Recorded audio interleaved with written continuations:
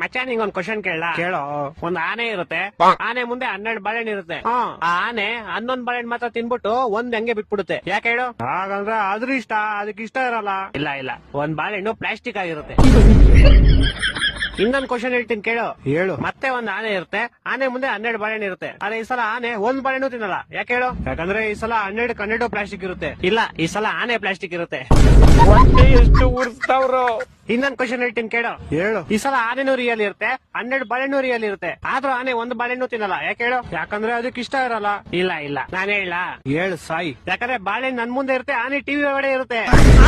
ನನ್ನ ಮಕ್ಕಳು ಒಂದೊಂದಲ್ಲ. ಇನ್ನೊಂದ್ ಹೇಳ್ತೀನಿ ಕೇಳು. ಈ ಸಲ ಆನೆನೂ ರಿಯಲ್, ಬಾಳೆಹಣ್ಣು ರಿಯಲ್, 2 ಟಿವಿ ಒಳಗಡೆನೆ ಇರುತ್ತೆ. ಆದ್ರೂ ಆನೆ ಬಾಳೆಹಣ್ಣು ತಿನ್ನಲ್ಲ. ಯಾಕೆ ಹೇಳು?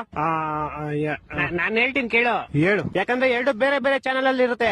ಕರ್ನಾಟಕ ಜನತೆ ಈ ಲೋಪರ್ ನನ್ನ ಮಕ್ಕಳ ನೀವೇ ಕಲ್ಸ್ಬೇಕು.